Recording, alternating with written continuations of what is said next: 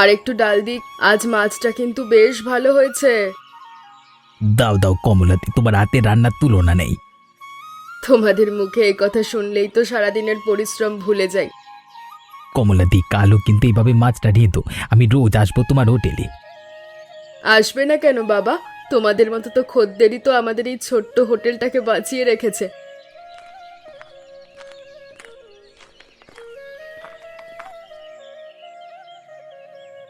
কমলা, হারান কোথায়? একটু দরকারি কথা ছিল।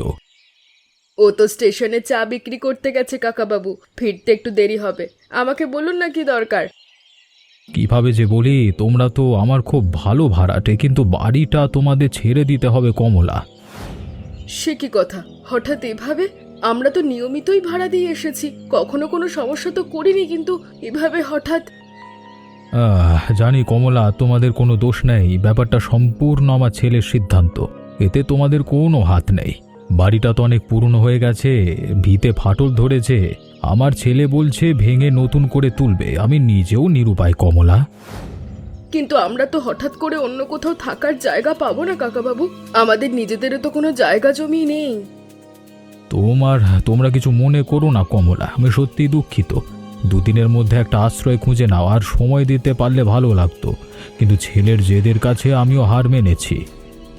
ঠিক আছে, দেখছি কি করা যায়। হারান ফিরলে তাকেও জানিয়ে দিও, আমি সত্যিই লজ্জিত এ ব্যাপারে। ঠিক আছে কাকাবাবু, জানিয়ে দেব।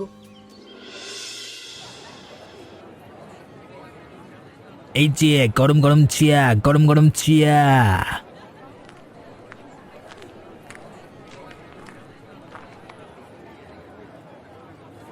কি হরেন্দা, আজকের বিক্রি কেমন হলো? মাস্টার বাবু, আজকে বেশ ভালোই বিক্রি হয়েছে। এই নিন আপনার এক কাপ চা। বাহ, তোমাদের হাতে চায়ের স্বাদ ছাড়া আমাদের সকালটাই যেন শুরু হয় না হারান্দা। আপনাদের মতো মানুষের ভালোবাসতেই তো এটা ব্যবসাটা টিকে আছে মাস্টার বাবু। আজকে তাহলে উঠি, হোটেলটাও তো সামলাতে হবে। যাও যাও, সাবধানে যাও, কালকে আবার দেখা হবে। হ্যাঁ, আচ্ছা মাস্টার বাবু, কালকে দেখা হবে তাহলে।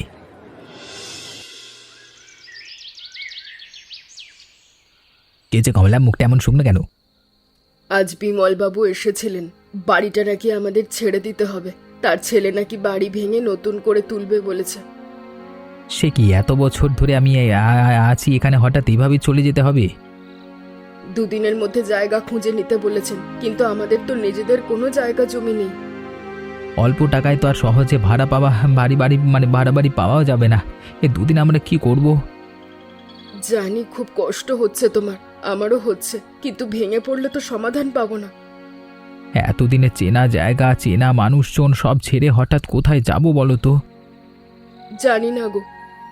চিন্তা করো না, দেখি কি করা যায়। চলো একটু খেয়ে নাও। হ্যাঁ, মাথা থেকে চিন্তাটা কিছুতেই সরছে না কমলা। এত বছরের সংসার, হঠাৎ সব গুছিয়ে নতুন জায়গায় যাওয়াটা সহজ কাজ না। জানি গো, কিন্তু ভেঙে পড়লে তো চলবে না। আমরা দুজন মিলে ঠিক একটা রাস্তা বের করে ফেলবো। তোমার এই কথাগুলো শুনলেই মনে জোর পাই কমলা।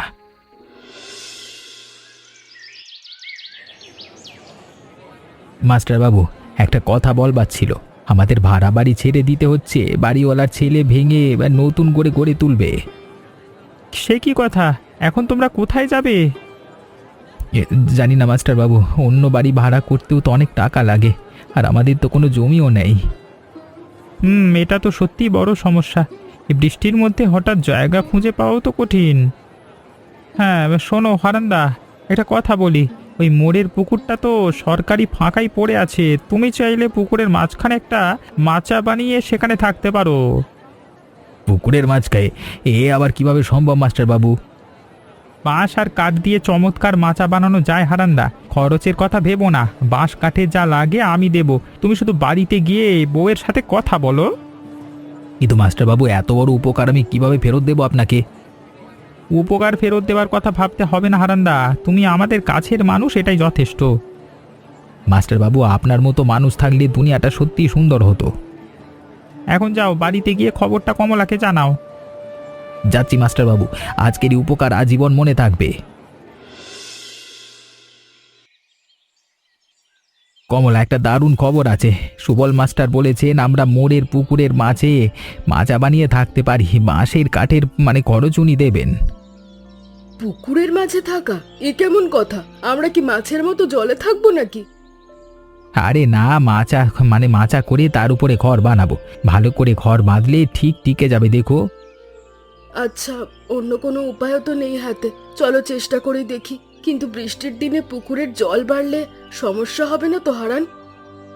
সেই জন্যই তো মাচাটা উঁচু করে বানাবো কমলা, আর চালাটাও শক্তপোক্ত তৈরি করব। তুমি যখন বলছো তখন নিশ্চয়ই ভালো হবে। তুমি তো সবসময় সবকিছু গুছিয়ে করো। তোমার এই ভরসাটাই তো আমার আসল শক্তি কমলা। চলো তাহলে দেরি না করে আজ থেকেই বাঁশ কাঠ জোগাড় করা শুরু করি। কমলা, ওই দড়িটা এইদিকে দাও তো, খুবই খুঁটিটা শক্ত করে বাঁধতে হবে। সাবধানে বেঁধো, বর্ষায় জল বাড়লে যেন নড়বড়ে না হয়ে যায়। চিন্তা করো না, রান্নাঘরটাও এমনভাবে বানাবো যাতে জল ছিটকে না আসে।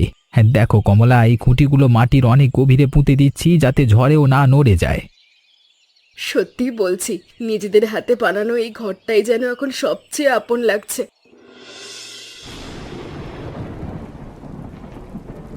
বাহ, ছোট্ট হলেও বেশ ছিমছাম হয়েছে দেখতে। রান্নাঘরটাও তো বেশ ভালো লাগছে। নিজের হাতে বানানো জিনিস তো একটু যত্ন নিয়েই করেছি। এই দেখো, উনুনটা কেমন সুন্দর বসিয়েছি বলো জায়গায়, জল থেকে খুব দূরে।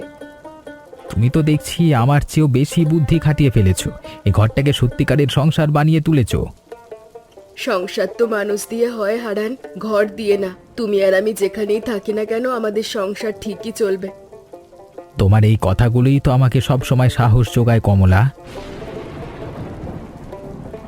এত বৃষ্টি হচ্ছে হারান, মাচাটা ঠিক থাকবে তো? ভালো করে বাঁধা আছে কমলা, চিন্তা করো না। দেখো, এক ফোঁটা জলও তো ভেতরে ঢুকছে না।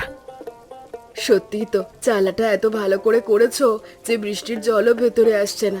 প্রথম দিন যখন শুনেছিলাম পুকুরের মাঝে থাকতে হবে, ভয়ই লাগছিল, কিন্তু এখন দেখছি এটা বেশ নিরাপদ জায়গা। সুবল মাস্টার আর তার বাঁশ কাঠের সাহায্যে না পেলে আজকে আমরা কোথায় থাকতাম ভাবতেই কাশি উড়ে ওঠে। মানুষটা সত্যি আমাদের জন্য ভালো দূতের মতো এসেছিলেন। গরম চা চাই নাকি কারো? এই বৃষ্টিতে এক কাপ চা হলে মন্দ হয় না। না তো, শীত লাগছে।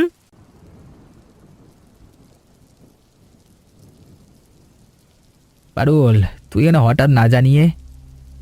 বাবা, তোমাদের সাথে একটু জরুরি কথা ছিল, তাই চলে এলাম। কি হয়েছে মা, মুখটা মলিন কেন? সব ঠিক আছে তো মা? তো জামাই ভালো তো? তোমার জামাইয়ের ব্যবসাটা এখন ভালো চলছে না বাবা। প্রায় 10,000 টাকার খুব দরকার, তাই তোমাদের কাছে ছুটে এলাম। এ বাবা, চিন্তা করিস না মা, চল আগে বাড়ি চল, সেখানে বসে সব কথা হবে। আচ্ছা বাবা চলো, এই বৃষ্টিতে এখানে দাঁড়িয়ে কথা বলাও তো মুশকিল। হ্যাঁ চল, আজকের মতো বিক্রিও প্রায় শেষ, এখন বাড়ি ফিরে শান্তিতে কথা বলতে পারবো। বাবা, তোমাদের ভাড়া বাড়ির খবর তো কিছু জানাওনি এতদিন, সব ঠিক আছে তো?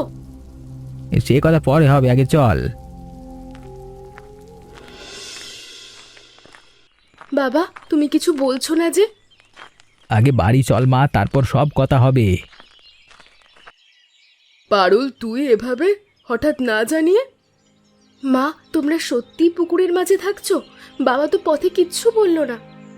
সে অনেক কথা মা, পরে আস্তে আস্তে সব বলবো। আগে ভেতরে আয় তো, একটু জিরিয়ে নে।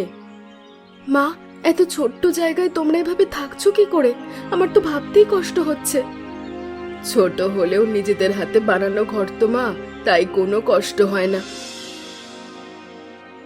বাবা, অনিমেষের দোকানের ভাড়া আর মালপত্রের দেনা মিলিয়ে প্রায় 10,000 টাকা লাগবে, না হলে দোকানটাই হয়তো বন্ধ হয়ে যাবে।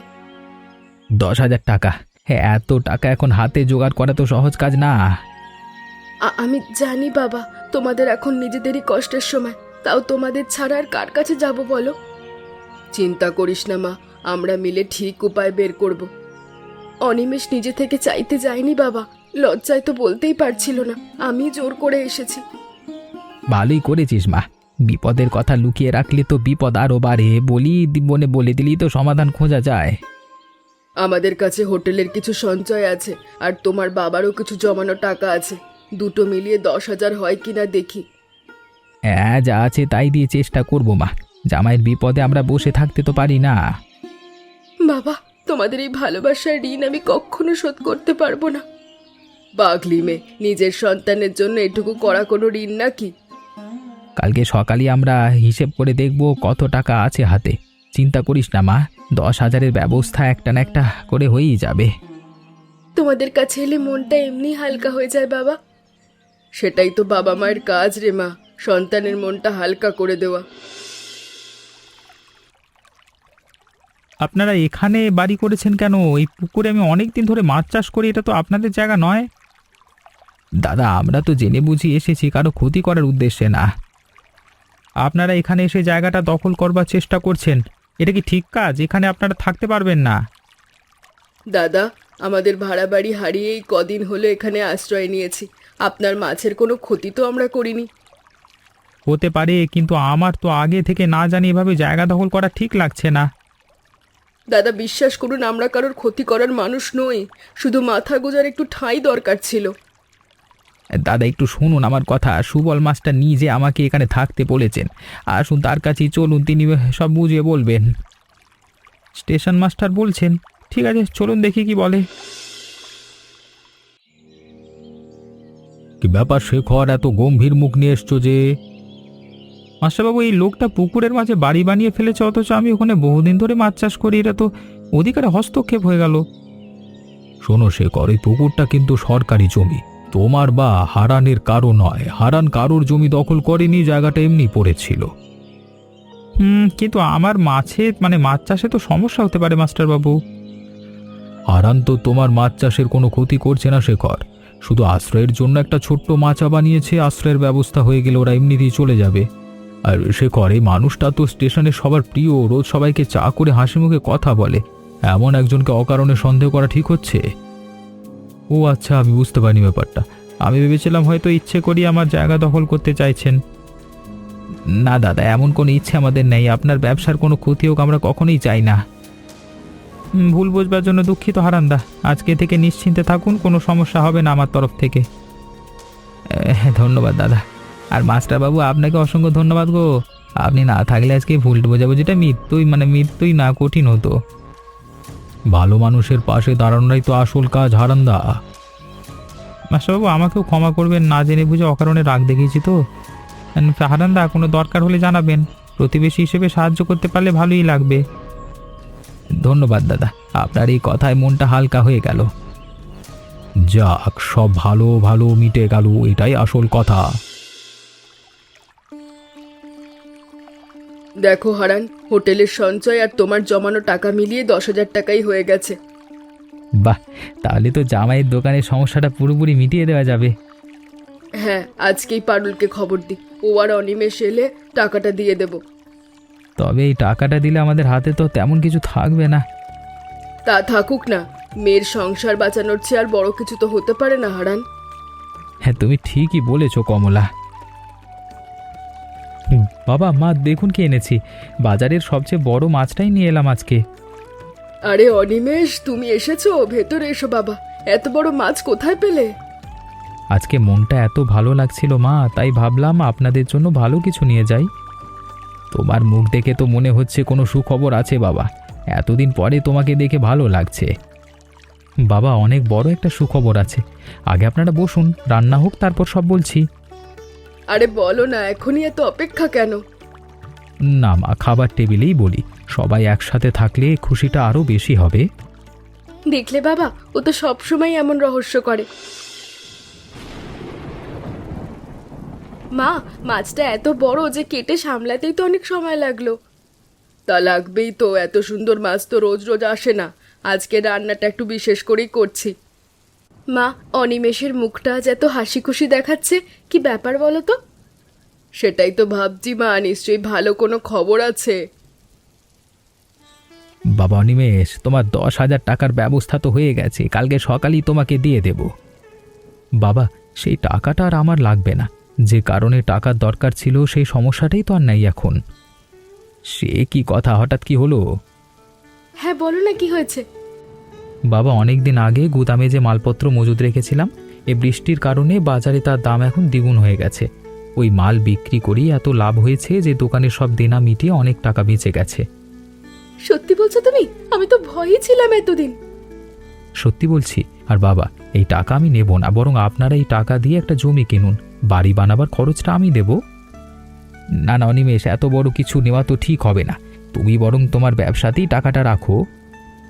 না বাবা, এবার আমার কথাটা শুনতে হবে। আপনারা আমার জন্য এত করছেন, এবার আমাকেও কিছু করতে দিন।